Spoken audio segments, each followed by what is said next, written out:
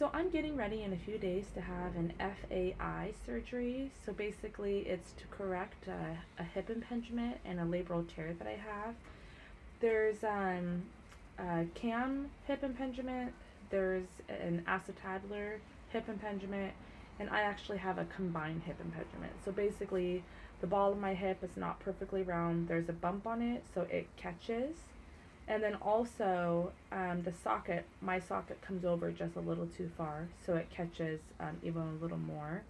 I also have a labral tear. I first started noticing symptoms when I was pregnant. My daughter's 2 years old now. And I mostly put off the symptoms onto my SI joint. And basically, I think I do have some of that pain. I've been working with a physical therapist, and I do have some of that pain. But I really think that it was my hip impingement and my labral tear flaring up pretty bad in my pregnancy, to the point where it was really difficult to walk. After I had my daughter, it got a little better, and I was doing okay. And when my daughter is about a year old, so this is about a year ago, the pain was so bad. Basically I would just be walking on like a flat surface, and the pain would be so bad it would just catch, and I suddenly, like, the pain almost like basically brought me to my knees, and I couldn't move for a couple minutes. And then I'd like stand back up and like gingerly walk, and it would be fine, and suddenly it'd be fine. And that kept happening over and over. And kind of leads me to the point that I'm making this video. I don't feel like there's a lot of information out there for people who are experiencing the symptoms. Like I would do squats and it would catch and be really painful, or stand up from a squat and it would catch and be really painful. I could walk upstairs just fine, but walking up a hill would be really painful. I don't know, it's just really random times when it hurt, and I couldn't really put my finger on it.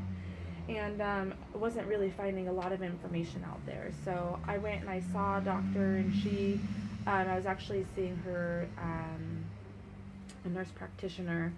I had strep throat, and I was getting some antibiotics for it, and I kind of mentioned this to her, and she said it was just deconditioning because I didn't run anymore.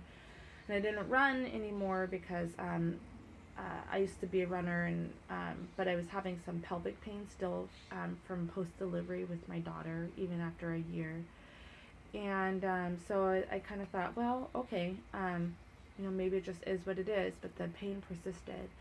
And then in October of 2017, I got a new primary care doctor, and I was just kind of going, because my insurance changed, and I was just kind of going over the list of things that, were bothering me or whatever, and I mentioned to her this hip pain that just wouldn't go away, and how my mom had hip surgery at 40 and a hip surgery at 44. I mean, like a total hip replacement at 40 and 44. And she decided that we should get an x-ray. So I got an x-ray. The radiologist actually said that my hip looked fine. He didn't see anything wrong with it. But my PCP looked at it, and she thought I had a hip impingement, which, of course, I'd never heard of a hip impingement. So I thought, okay, she wanted to send me to a specialist. So I went to see the specialist, and I walk in, and he goes, "So, have you had an MRI yet?" I'm like, "No." Of course, before I went into his office, I had to wait for 6 weeks to get into him. I did look up what a hip impingement was, and the symptoms seemed to match, but I wasn't really convinced if I did have one, since the radiologist thought I looked fine. So he just acted like he thought I knew all about it, what was going to happen. And he goes, "Oh, so have you had an MRI yet?" And I was like, "No, I don't know what you're talking about." And he's like, "Well, it's likely you have a labral tear." And I'm like, okay, just kind of lost at this point. And then he mentioned surgery, and I'm like, "Wait, do I have to have surgery?" He goes, "Well, yeah, haven't you seen your x-rays?" And I told him, no, I hadn't personally seen them. He goes, "Oh." So then he pulled me over, and he showed me where my hip impingement was, and yes, I absolutely do have one. And he said it gets missed by radiologists all the time. It's one of those things that go unnoticed for years. And it's only something they've even been diagnosing in the last 10 years or so. But it's one of those things that go unnoticed for a long time by specialists or, radiologists. And anyway, If your cartilage tears down, then that's the point they start talking about a hip replacement. If you could get in before your cartilage tears down, then maybe they'd be able to just repair the bone or your labral tear and you'd be okay. So he didn't do the surgery. I had to be referred out elsewhere. So I did end up getting an MRI in January of this year. I saw the specialist in the middle of January, but I was getting ready to start a new job. And by January, I had started to notice or manage the pain. So figuring out what ways to walk. And I started figuring out that at first I was being less active because I thought that it was being active that was causing the pain. When now I realize I was actually sitting too long was causing the pain. And back then, I won't go into details, my daughter was not a good napper unless she was sleeping on mommy. I mean, like literally 15-minute naps, and I needed more of a break than that, you know what I'm saying.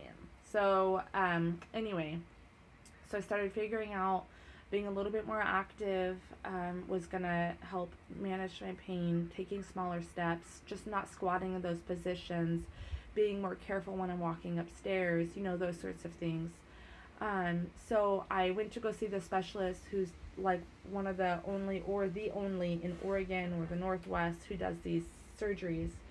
And so he confirmed, yeah, I do need surgery. Basically, they're going to shave down my bone to make it round. And it wasn't anything I did. I just, as I grew, my hip like deformed, or, you know, just grew an extra growth or bone spur on my hip bone. So he's going to shave that down. He's also going to fix my labral tear. So I will be updating after my surgery just to kind of share with you my journey, how my healing goes. There have been a couple people where I found videos are really helpful. Other videos have not been helpful at all. So I just want to be one of those people for if someone's looking for information, they can hear from, you know, a person who's been there exactly what it's like. So if you guys have any questions or need any help, I'd be happy to answer. I'm going to be on crutches for at least a month, out of work for at least a month.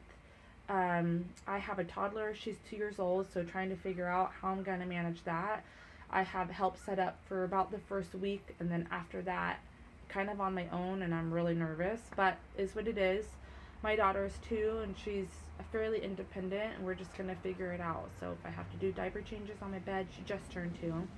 I'll have her climb up onto my bed, and, you know, we'll just figure it out. So if you guys have any questions about my healing process, be happy to answer them.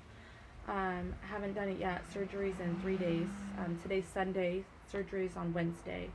So I've already got my crutches and my ice machine, which I did have to purchase straight out, $225.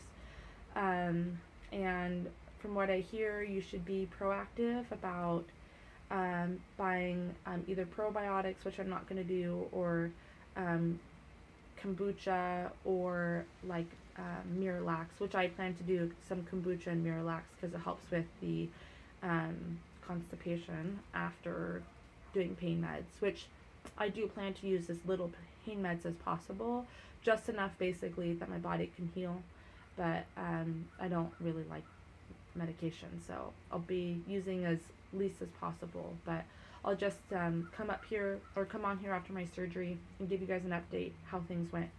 And if you have any questions, again, just let me know.